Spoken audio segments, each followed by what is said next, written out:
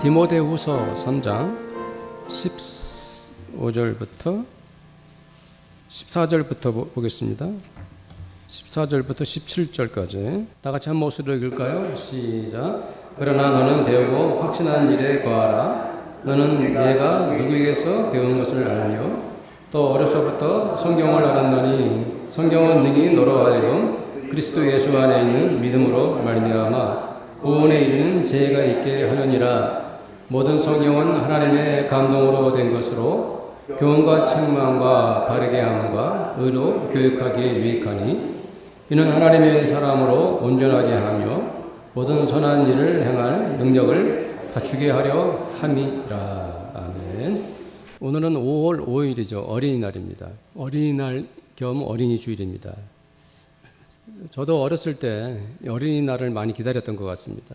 왜냐하면 우리 어렸을 때 좀 많이 가난했기 때문에 다들 어린이날만은 뭔가 선물이 있을 것 같은 그런 기대감 때문에 기다렸던 것 같습니다. 요즘 어린이날의 그 상징성은 어디에 있을까요? 저는 생각해 봤는데 모든 학원이 쉬는 날이 어린이날이다. 예. 뭐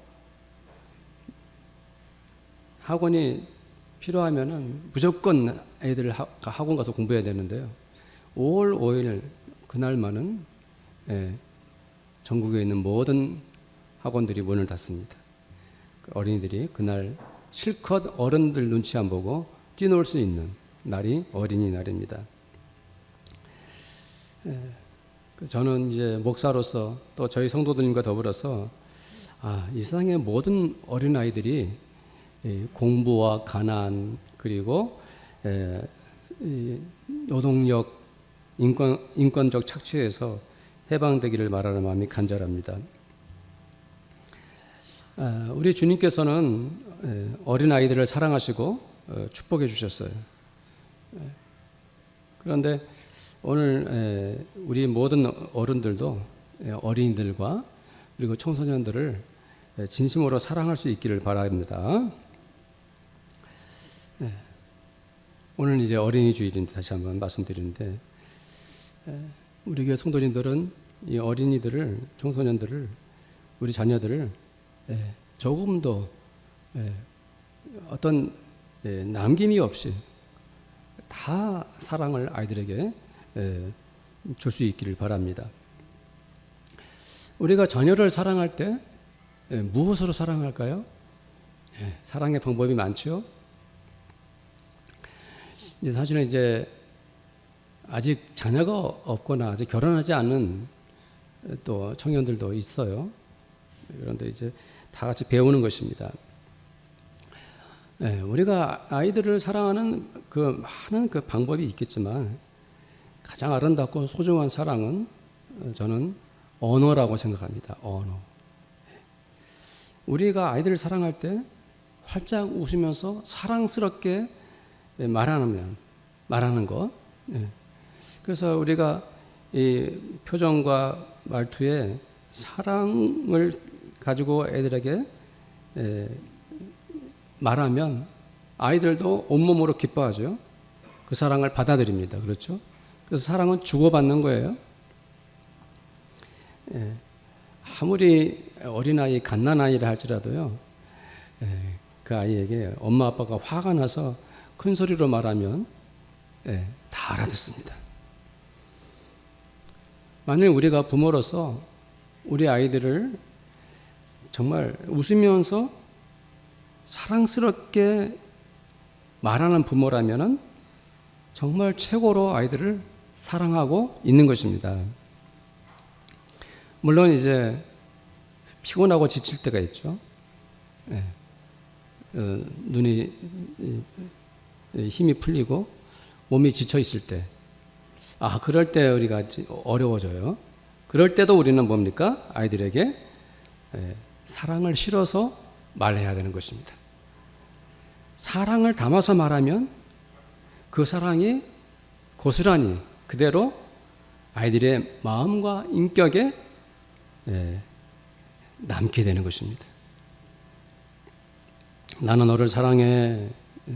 틈나는 대로 얼굴을 마주칠 때마다 뭔가 말하고 싶을 때마다 나 너 사랑해 하고 자녀에게 계속 말한다면 아이들은 사랑을 아주 그냥 담뿍 받고 자라게 되겠죠. 그래서 사랑으로 부모가 말한다는 것은 아주 자연스럽게 사랑하는 아이들에게 그 마음과 성품에 사랑을 심어주고 있는 거예요. 그렇죠? 네. 사랑스러운 말을 듣고 자라나는 아이는 자기도 사랑스러운 사람으로 어른으로 성장하게 되는 것입니다. 저희 어머니의 특징이 항상 빙글빙글 웃는다는 거죠. 그래서 주변 사람들이 귀여워요 할머니. 아주 진짜 귀엽게 웃으십니다. 방글방글 웃으세요. 말씀하실 때마다 웃으세요. 왜 그럴까요? 당연합니다. 저희 어머니는 부모님으로부터 저희 할아버지 할머니로부터 아낌없는 사랑을 유년 시절부터 경험했기 때문입니다. 그래서 간혹 저희 어머니가 유년 시절을 말씀하셔요. 그 시골에서 자랐을 때 엄마 아빠로부터 누렸던 사랑을 지금도 우리들이 가끔 말씀하셔요. 그래서 우리 어머니가 저렇게 귀엽고 사랑스러운 것은 바로 부모님으로부터 사랑을 받았기 때문이다. 저는 우리 교회 성도님들이 사랑하는 자녀들에게 언제나 늘 사랑을 쏟아 말할 수 있게 되기를 바랍니다. 그 부모로부터 나오는 사랑의 말을 통해서 평생토록 아이들이 사랑스럽고 행복하게 살아갈 수 있게 되기를 저는 바라겠습니다. 그리고 우리는 자녀들에게 칭찬과 격려를 아끼지 말아야 됩니다. 우리는 동일한 상황에서도 언어의 색깔이 바뀔 수가 있어요. 수학 점수를 70점을 받아봤어요. 공부하고 나서 70점을 받았어요. 어떤 부모는 야 그렇게 열심히 하더니 겨우 70점밖에 못 받았냐 하고 그렇게 말을 합니다. 그러나 어떤 부모는 70점 받아온 아이에게 야 70점이나 받았냐 정말 수고했다. 다른 말을 하지 않고 그냥 머리를 쓰다듬어 주는 것이죠. 네.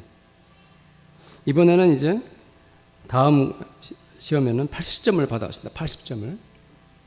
그래서 80점을 딱 받아서 그래서 지난번보다 10점이나 향상됐으니까 자랑스럽게 다 가져왔어요. 야 웬일이냐. 80점 받았네. 야 잘했다. 그거 봐. 너 열심히 하니까 성적이 오르지? 잘했어. 그렇지만 더 노력해서 다음에는 85점 받아야지. 알았지? 파이팅! 이렇게 말했어요. 이렇게 말하는 것은 얼핏 격려하고 힘을 주는 것 같지만 자세히 보면은 지금 그 부모는 그 아이에게 더 많은 노력과 그리고 더 나은 결과를 계속 요구하고 있는 거예요. 네. 물론 부모로서 아이들의 성적을 높이고 싶은 마음이 있고 아이들을 잘 키우려는 그러한 마음 다 가지고 있죠. 그렇지만 그렇게 멈추지 않고 성적 향상을 시키도록 계속 요구하는 것은 아이들에게 심리적 스트레스와 성적의 그런 중압감에 시달리게 하는 것입니다. 결국 나중에 90점을 받아오면은 그렇게 말할 거죠. 야 이번에 90점 받았구나. 잘했다. 다음에는 몇 점 받아야지? 95점 받아야지. 다음에 100점 받아왔어요. 뭐라고 말할까요? 야 잘했다. 이번에는 1등 해야지. 결국 그 아이는 완벽함에 이르지 못하는 그러한 열등감에 시달리는 그런 아이가 되고 마는 것입니다. 80점 받아봤으면 정말 잘했네. 그 눈빛과 언어 속에 사랑을 담으세요. 그냥 야 애썼다 수고했다. 시험도 끝났으니까 친구들이랑 PC방 가서 실컷 놀다 와라. 용돈 딱 주고 그러고 마는 거예요. 칭찬하고 마는 거예요. 격려하고 마는 거예요. 더 이상 요구하지 마세요.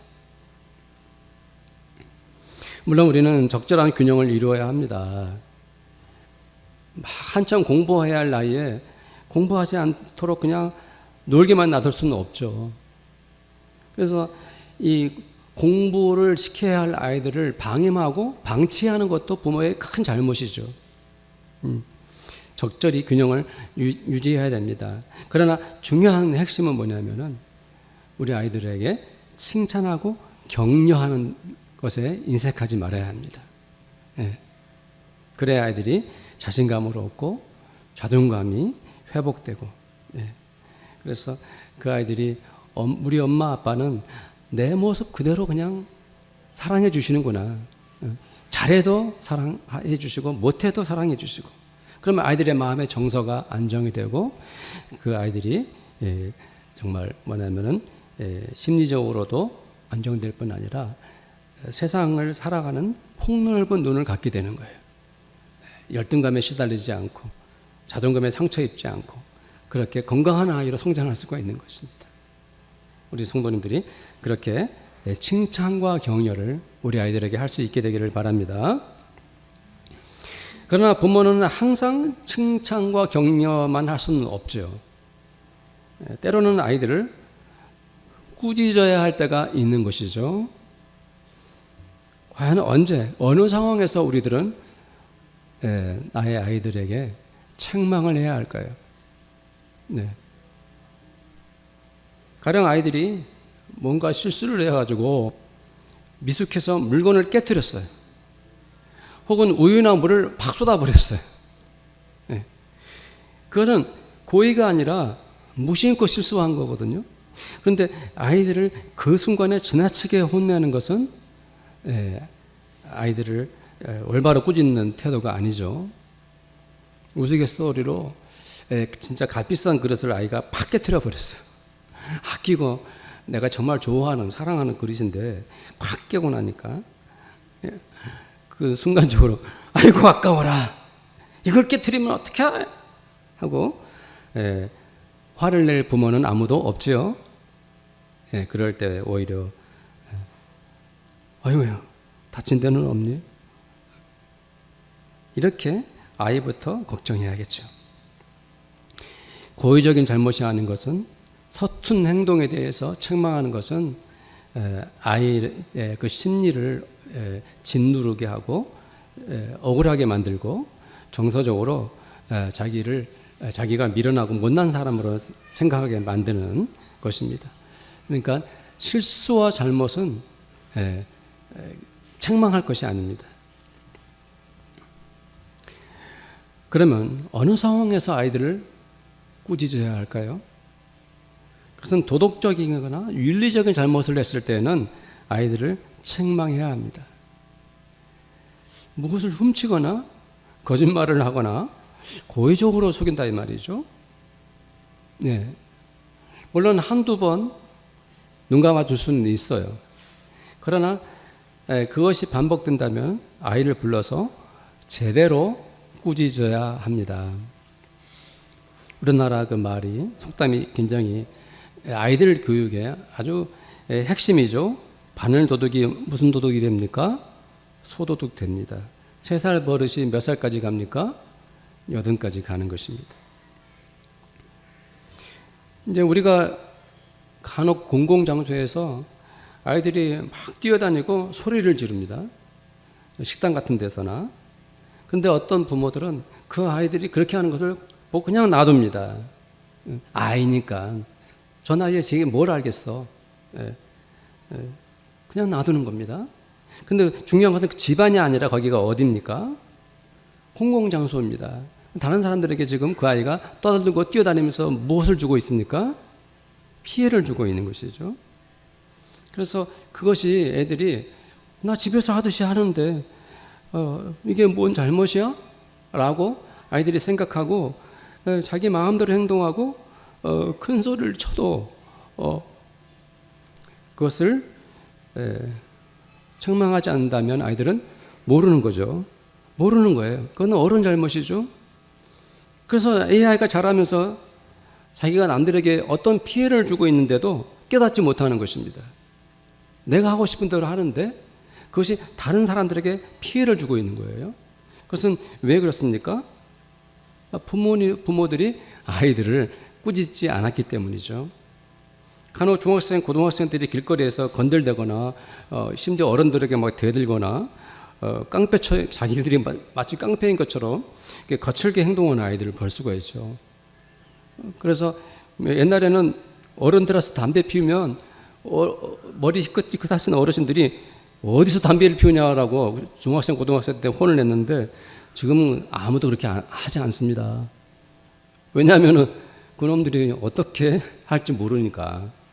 중학생, 고등학생들이 담배 피우는 것은 잘못된 일인데 저도 지나가다가 담배 피우는 아이들 보면은 너 담배 피우지 마라 이렇게 말을 못합니다. 왜 그렇게 됐습니까? 그 아이들이 부모로부터 교육을 제대로 받지 못했기 때문입니다.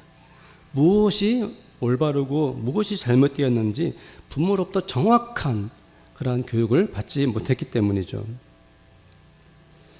그래서 아이들을 마음껏 사랑하고 격려와 칭찬도 해야 되지만 적절한 책망과 꾸짖음이 있어야 됩니다. 특별히 여기 계신 할머니, 할아버지들이 명심하셔야 됩니다. 무한한 사랑도 중요하지만은 손자, 손녀들에게 잘못한 것이 있으면 책망할 수 있어야 됩니다. 잠언서 13장 24절 말씀을 함께 한번 읽어봅시다. 잠언서 13장 24절 읽겠습니다. 매를 아끼는 자는 그의 자식을 미워함이라 자식을 사랑하는 자는 근실히 징계하느니라. 아멘. 잠언서 29장 15절 말씀 새 번역입니다. 한번 또 읽어봅시다. 매와 꾸지람은 지혜를 얻게 만들어주지만 내버려 둔 자식은 그 어머니를 욕되게 한다. 아멘. 또한 부모는 아이들에게 인권 교육을 시켜야 됩니다. 이게 뭔 소린가 하시겠죠. 가령 학교에서 몸이 약한 아이들, 한부모 아이들, 동남아나 외국에서 부부간에 서로 결혼해서 이렇게 태어나는 아이들, 혹은 완전히 외국인 가정의 아이들, 몸이 뚱뚱한 아이들, 신체적으로 어떤 약점을 가진 아이들, 이런 아이들을 집단 따돌림을 시키고 왕따시키는 일이 흔합니다. 그리고 그 아이들을 막 조롱하고 비웃고 욕하죠. 그런데 그렇게 하면서 그 아이들이 그 부끄러운 마음이나 잘못됐다는 생각을 하지 않습니다. 집단 괴롭힘을 서로 같이 하는 거죠. 왜 그렇게 됐을까요? 학교 선생님이 조장하는 것 절대 아니죠. 상식적으로도 그렇게 하면 안 된다는 걸 알고 있죠. 그런데도 아이들이 왜 그렇게 합니까?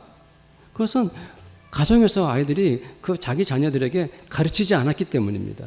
인권 교육을 시키지 않았기 때문이에요.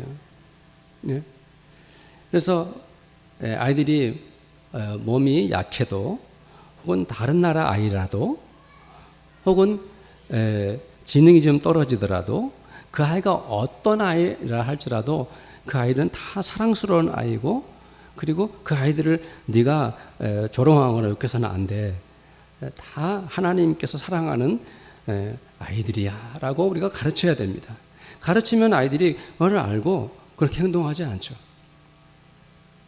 하나님은 늘 약자의 편에 계셨고 힘들고 어려운 사람들을 도우라고 말씀해 주셨어요. 시편 72편 12절 13절 말씀을 함께 읽겠습니다. 그는 궁핍한 자가 부르짖을 때 건지며 도움이 없는 가난한 자도 건지며 그는 가난한 자와 궁핍한 자를 불쌍히 여기며 궁핍한 자의 생명을 구원하며. 아멘. 성도님들, 우리가 자라는 자녀들을 10번 칭찬과 격려를 한다면은 꾸짖거나 책망하는 것은 2번 정도면 충분합니다. 그래서 칭찬과 격려를 많이 하되 적절하게 꾸짖거나 혼을 내는 것이 필요하죠. 다만 성도님들에게 다 알고 있는 얘기지만 명심하도록 하기 위해서 다시 말씀드립니다. 그것은 뭐냐면은 아이들을 혼내고 꾸짖을 때 감정적으로 너무 화가 난 상태에서는 절대로, 감정 조절이 안 된 상태에서는 절대로 아이들을 혼을 내거나 책망해서는 안 됩니다. 그 시간은 피해야 됩니다. 좀 뭐 심호흡을 하고 바깥에 좀 산책을 하고 화를 푼 다음에 평온한 상태에서 아이에게 혼을 내야 됩니다. 그런데 사실은 사람이 다 그런 심리가 있어요. 뭐냐면 아이에게 화를 내는 것 같지만 사실은 자기에게 막 화를 내는 거거든요. 근데 그 자기가 나는 화를 자기 아이에게 잘못하면 쏟아부을 수가 있어요. 아주 안 좋은 역효과가 납니다. 근데 한두 번 실수했으면 그걸로 이제 본인이 반성하고 심지어 자기 아이에게, 자녀에게 가서, 야, 아빠가 엄마가 너한테 화났을 때 너한테 너무 지나치게 말했는데 미안하다라고 말하면 되죠. 그런데 그게 습관적으로 되면 굉장히 곤란합니다. 그래서 성도님들, 내가 자녀를 가르칠 때, 말할 때 내가 어떤 입버릇이 없나 하고 자꾸 습관적인 모습이 없나 하고 자신을 돌아보셔야 합니다. 그래서 내가 말하는 그 입버릇 때문에 내 아이들이 상처 입지 않을까라고 늘 생각해야 됩니다. 그리고 이제 혼내고 책망할 때 형이 있고 동생이 있는데 동생이나 형 둘 중에 한 사람이 잘못했거든. 근데 같은 형제 보는 앞에서 막 혼을 내는 거예요. 이거 굉장히 안 좋은 일입니다. 그냥 혼을 잘못했으면 1대1로 만나서 그냥 따로 혼을 내야 됩니다. 심지어는 뭐 친구들이 여러 사람이 있거나 막 교회에서도 마찬가지입니다. 여러 사람들이 보고 있는 자리에서 아이들을 막 혼을 내면 안 됩니다. 그걸 왜 그랬습니까? 그렇게 여러 사람 앞에서 내가 혼을 내면 수치심이 오고 굉장히 불쾌하고 그리고 너무너무 부끄러운 마음을 갖게 되는 것입니다. 혼자 불러서 차분하고 논리적으로 충분한 대화를 하면서 왜 내가 너를 꾸짖는지, 왜 내가 너에게 혼을 내는지 그 이유를 충분히 설명하고, 그래서 그 아이가 수긍하고 받아들일 수 있도록 해야겠죠. 그것이 지혜로운 부모입니다. 잠언서 9장 9절 말씀을 보겠습니다. 함께 읽겠습니다. 시작. 지혜 있는 자에게 교훈을 더하라. 그가 더욱 지혜로워질 것이요 의로운 사람을 가르치라. 그의 학식이 더하리라. 아멘. 그리고 우리 부모님들이 자녀들에게 신앙을 가르쳐야 합니다. 신앙을 가르쳐야 됩니다. 유대인들은 반강제적으로 어릴 때부터 모세 율법을 낭독하거나 암송하게 했어요. 그래서 신명기 11장 18절에서부터 21절까지 한번 읽어봅시다. 시작. 이러므로 너희는 나의 이 말을 너희의 마음과 뜻에 두고 또 그것을 너희 손목에 매어 기호를 삼고 너희 미간에 붙여 표를 삼으며 또 그것을 너희 자녀에게 가르치며 집에 앉아 있을 때이든지 길을 갈 때이든지 누워 있을 때이든지 일어날 때이든지 이 말씀을 강론하고 또 내 집 문설주와 바깥문에 기록하라. 그리하면 여호와께서 너희 조상들에게 주리라 하고 맹세하신 땅에서 너희의 날과 너희의 자녀의 날이 많아서 하늘이 땅을 덮는 날과 같으리라. 아멘. 이스라엘 아이들은 어릴 때부터 성경을 배우고 성경을 머릿속에 마음속에 간직하고 살아갑니다. 그래서 마치 성경 학교를 다니는 것 같은 정도예요. 그 말이 무슨 말이냐 하면은 우리 아이들이 자라나면 7살에 어디를 들어가죠? 초등학교에 입학을 합니다. 왜 초등학교에 입학을 하죠? 학교를 안 다니고 아무것도 공부 않고 자라면 그 아이가 어떻게 성장하겠습니까? 그렇죠? 올바로 배우고 많은 것을 배워서 평생을 살아갈 기초를 다지기 위해서 이제 학교를 다니는 것입니다. 초등학교 다니지 않는 아이가 아무도 없듯이 이스라엘 사람들은 어릴 때부터 성경을 배우지 않는 아이들이 아무도 없는 거예요. 그냥 다 배워야 되는 거예요. 자연스러운 겁니다. 왜 그렇습니까?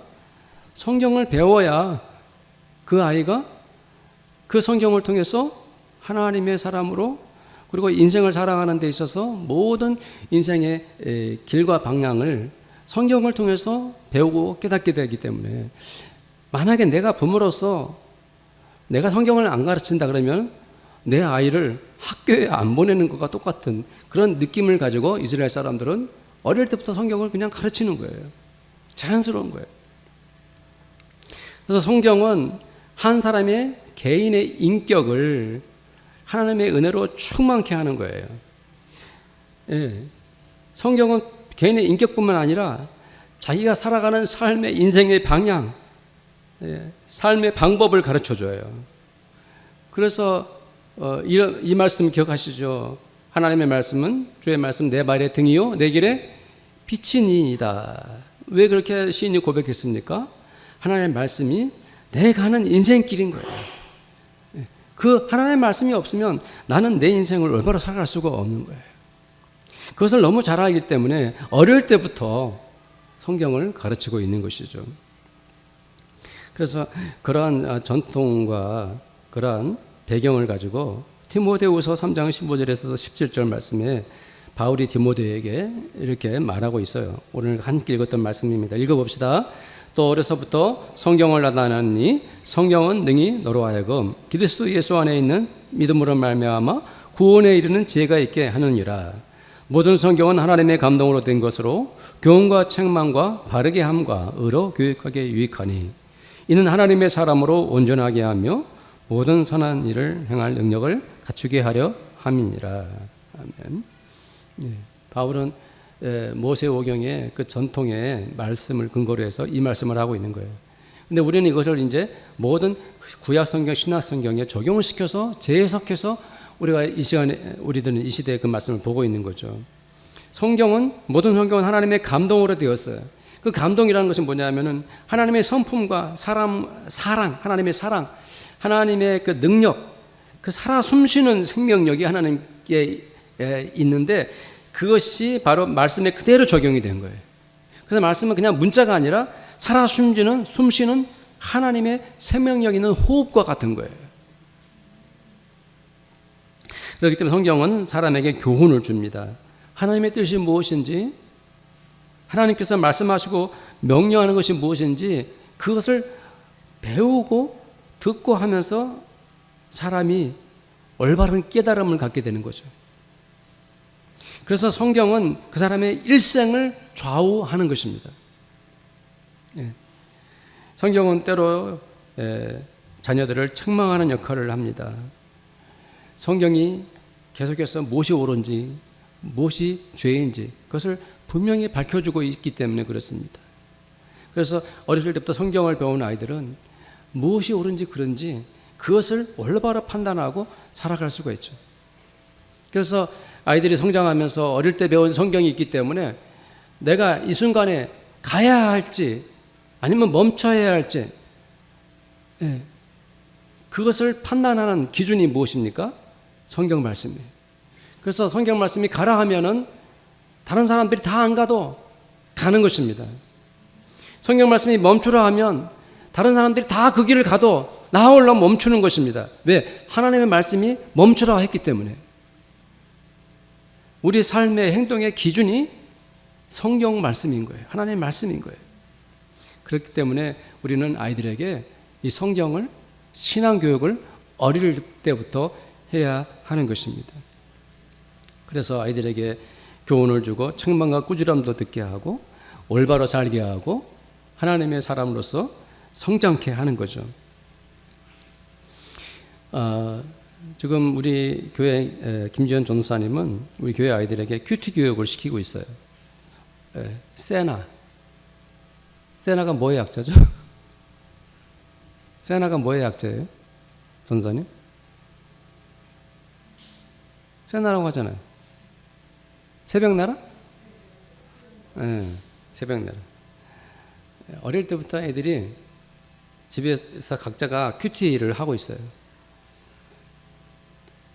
어른이 되어서는 말씀 묵상 훈련 시키는 것이 정말 힘들어요. 평생 안 하다가 갑자기 하려니까 힘드는 거예요. 그래서 이렇게 권유도 해보고 저렇게 권유도 해보고 기도도 해보고 하지만은 생활 습관으로 이어지는 분은 많지가 않아요. 그래서 매일 큐티를 하도록 아이들에게 가르치고 있는 것입니다. 그러면 가정에 돌아가서도 마찬가지입니다. 그래서 성도님들, 이 신앙적 교육에 대해서 우리가 우리 부모님들이 거룩한 열정을 품어야 돼요. 왜 이 말씀을 드리냐면은, 교회는 주일날 한 번 딱 예배를 드려요. 그럼 길게 잡으면 2시간 예배를 드립니다. 예배 드리고 성경 공부하고 교제하고 1시간 반 정도 소요되는 것 같아요. 9시부터 한 10시 반까지. 일주일에 딱 한 번이에요. 그리고 나서는 나머지 모든 시간은 뭡니까? 학교 공부, 학원 공부예요.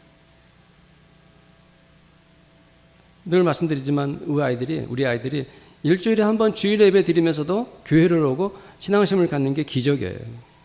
그 많은 시간 중에서 겨우 1시간 반을 하나님을 만나고 있는데, 그렇기 때문에 가정교육이 굉장히 중요한 겁니다. 가정에 돌아가서 아이들에게 신앙교육, 성경교육을 하셔야 합니다.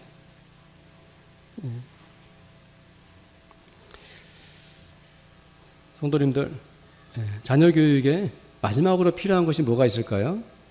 지금까지 3가지 걸 말씀드렸어요.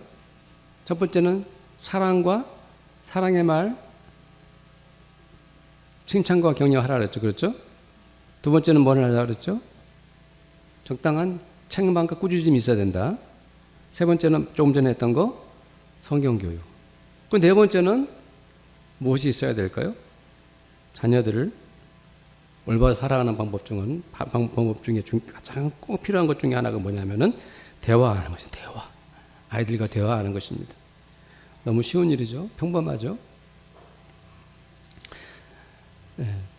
요즘에는 전부 다 휴대폰에 목을 메고 살아갑니다. 저는 요즘 젊은이들이 대단하다고 생각돼요. 제가 수요일마다 아침에 교회로 출근하거든요. 전철로. 주로 수요일에. 왜냐하면 제 어머니를 전도사님이 자동차로 모시고 오고 나는 직접 교회로 오는데, 거기 그 7호선 타면 사람들이 바글바글해요. 서 있을 틈도 없어. 근데 거기에 있는 대다수 젊은이들이 무엇을 하는지 압니까? 다 휴대폰을 보고 있어요. 그 와중에 다 열심히 보고 있어요. 나같이 키 작은 사람은 힘들어요. 그 틈에 끼어가지고. 부모들은 돈 벌기에 바쁘고, 아이들은 학교 수업, 학원 다니기 바쁩니다. 그러니까 부모와 자녀 간에 뭐 할 시간이 없어요? 대화할 시간이 없는 거예요. 부모와 자녀 간에 대화를 하는 것과 안 하는 것의 차이점이 무엇일까요? 저희 집에서는 제가 꽃들을 키우는데요. 어느 꽃은 물을 제가 깜빡 잊고 안 주고 있으면 고개를 푹 숙이고 있어요. 잎들이 다 고개를 숙이고 있다니까. 그럼 빨리 물을 줘야 돼. 그러면 1시간 있다가 다시 얼굴을 쭉 내밀고 있어요. 제가 꽃에 물을 주지 않으면 꽃들은 죽습니다. 대화가 똑같은 거예요. 대화는 가족 간의 생명을 유지하는 물과 같은 거예요. 부모와 자녀 간에도 가장 필요한 것 중에 하나가 바로 뭡니까? 대화를 하면서 서로 사랑하고 있음을 확인하는 거예요. 물론 우리가 대화 안 해도 살아갈 수 있어요. 하루 세끼 밥 먹고 학교 다니고 직장 다니고 하면서 아이들은 지가 알아서 잘 크고 대화 없이 살아갈 수가 있어요. 그러나 대화가 없는 가정은 자기들도 모르는 채 메말라가고 있는 거예요. 대화가 없다는 것은 서로의 마음을 닫아버리고 있다는 것과 같은 거예요. 대화를 하지 않는 것은 서로의 사랑도 서서히 시들어가고 있다는 증거예요. 그렇기 때문에 대화는 굉장히 필요하고 소중한 거예요. 부모와 자식 간에 대화를 하긴 하지만 서툴게 하는 대화, 나중에 대화를 하다가 화만 내고 끝나는 경우도 있을 수 있어요. 가장 안 좋은 대화는 뭐냐면은 일방적으로 부모가 말하고 끝나는 것이에요. 그건 대화가 아니에요. 아이들을 계속 훈계하고 가르치고 막 하면서 아이들에게 말할 기회를 안 주는 것은 대화가 아닙니다. 대화가 무엇입니까? 커뮤니케이션. 서로 주고받는 거예요. 가장 건강하고 유익한 대화는 부모가 지루하고 힘들더라도 아이들 말을 자꾸 들어주는 거예요. 아이들 말 들어주고 그 말에 호응해주고 고개를 끄덕여주고 수긍하고 공감해주는 것. 그러면 아이들이 다음에 또 엄마 아빠에게 필요한 것이 있으면 말하는 거죠. 감추지 않습니다. 왜? 엄마 아빠가 다 들어주고 공감해주고 이해해주니까 또 대화가 되는 거예요. 그런데 아이들이 뭔 좀 말하고 나면 나가버린다든지 그런 말은 할 필요가 없다든지 그걸 왜 말해가지고 엄마를 힘들게 하느냐, 아빠에게 왜 힘들게 하느냐 이렇게 해버리면 몇 번 대화하다가 아이들이 문을 다 닫아버리죠. 야고보서 1장 19절 말씀을 읽읍시다. 야고보서 1장 19절 시작. 내 사랑하는 형제들아 너희가 알지니 사람마다 듣기는 속히 하고 말하기는 더디하며 성내기도 더디하라. 성도님들, 특별히 젊은 여기 계신 성도님들, 아이들이 아직 어린 아이들이 있는 성도님들에게 적극 말씀드리고 싶은 것은 뭐냐면은 지금 아주 어릴 때 아이들과 좀 대화를 많이 나누고 있지 않습니까? 그렇죠? 대화를 많이 하실 거예요. 그렇죠? 그 대화, 어릴 때 지금 대화 많이 하고 있는 것을 계속 유지시켜야 됩니다. 계속 유지를 시켜야 됩니다. 그래서 애들이 어릴 때는 호기심으로 뭐 이것저것 길거리 가다가 물어보고 엄마 이거 뭐야 아빠 뭐야 하고 매달리고 계속 말하죠. 그때는 우리가 다 들어주고 대화를 하지 않습니까? 커서도 그렇게 할 수 있도록 해야 되는 것입니다. 대화의 줄을 놓지 말아야 됩니다. 그래서 어릴 때부터 부모와 자연스럽게 대화가 잘 되어 있는 아이들은 사춘기 시절에 저도 사춘기 시절을 겪어봤지만 눈에 훤해요. 저도 옛날에 문을 쾅 닫아버리고 두문 불출. 저희 아버님이 뭐라고 말씀만 걸어도 화를 내고 막 그랬던 기억이 나는데 성장통이죠. 성장통입니다. 그러나 사춘기가 와도 어릴 때부터 부모와 대화를 많이 해온 아이들은 커서도 사춘기가 되어서도 시시콜콜 엄마 아빠에 얘기하면 아이들이 건강한 아이들, 그리고 부모와 자녀 간에 소통이 돼서 아이들이 훌륭하고 사랑스럽게 자랄 수가 있는 거예요. 네 번째는 대화입니다. 대화를 잘할 수 있게 되기를 바랍니다. 성도님들, 오늘 성경 말씀 제목이 뭐예요? 사책성대. 이거 말 들어봤어요? 고자성어의 조예가 깊은 정광훈 전우님도 못 들어보신 거죠? 네, 제가 아주 구석에서 꺼내는 말입니다. 제가 만들어낸 얘기입니다. 사책성대. 사랑하고 책망하고 성경 교육시키고 대화하자. 잊어버리지 마시기 바랍니다. 자, 큰 소리로 한번 따라해 봅시다. 사책성대. 다 기억하시죠? 사책성대. 우리 진주와 대안이도 자녀 나오면 이렇게 사랑스럽게 키우세요. 자녀 낳을 거죠? 네. 많이 낳으셔야 됩니다. 우리 기도합시다. 오늘 말씀 생각하면서 아이들을 이 네 가지로 잘 교육하기를 원합니다라고 기도합니다. 하나님 아버지 감사합니다.